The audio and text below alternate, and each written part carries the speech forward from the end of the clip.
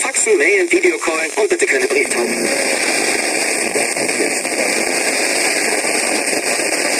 Démocratique avec le soutien de nos partenaires européens.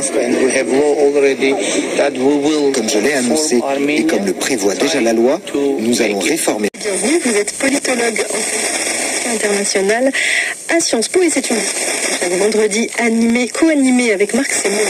Certainement invité. On se quitte.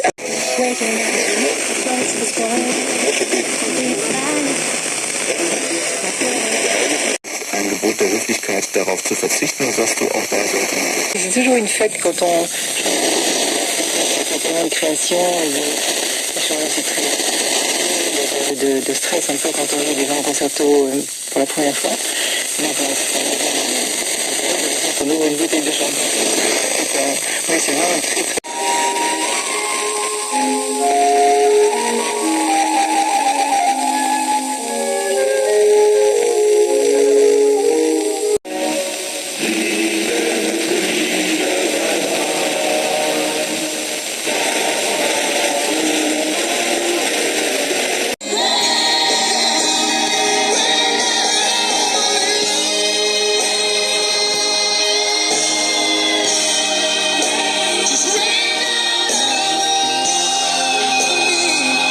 Application Radio France.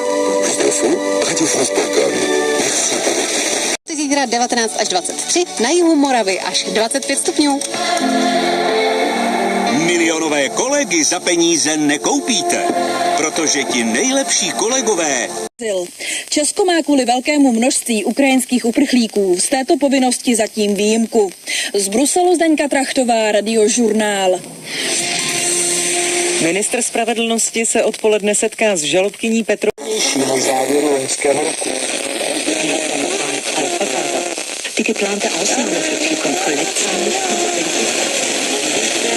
Mal noch ein bisschen auf mit einem neuen Radio-Teddy nachgefragt kurz vor halb und jetzt vielleicht bei euch auf dem Weg zum nächsten Termin.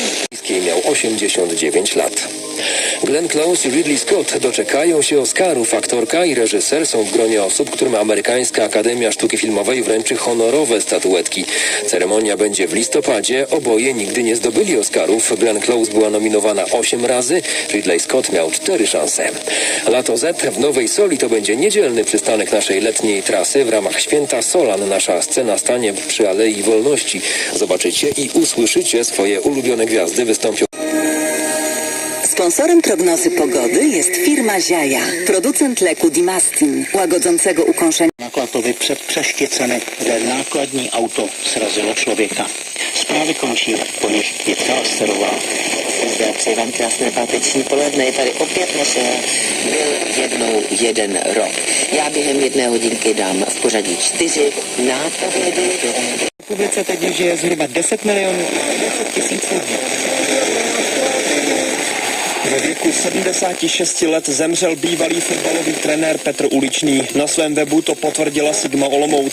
Právě s tímto klubem získal Uličný jako trenér v roce 2012 český pohár. Kromě Olomouce vedl Alternativangeboten aufzufangen. Diese Erfahrungen bewahrt sich die Leiterin der Landessportschule für die Zeit auf.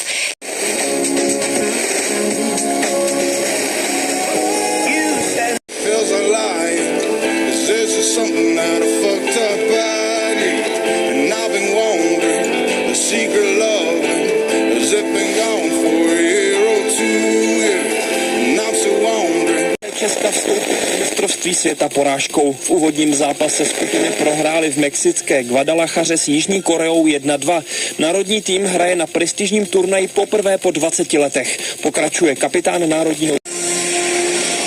Ode dneška platí migrační pakt, zatím nejpřísnější pravidla ohledně migrace, které Evropská unie zavedla. Mají urychlit rozhodování o žádostech o azyl, usnadnit. První zasedání schválila rezoluci, že migrační pakt odmítne. Tak jaký je tedy oficiální postoj České republiky? Oficiální postoj je takový, že vláda Verba vůbec nic.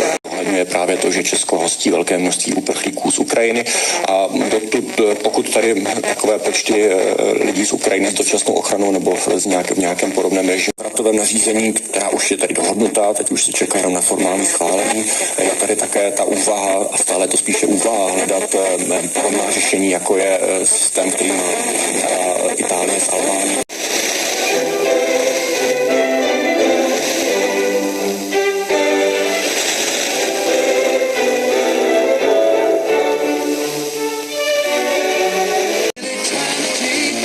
You'll never find that peace of mind that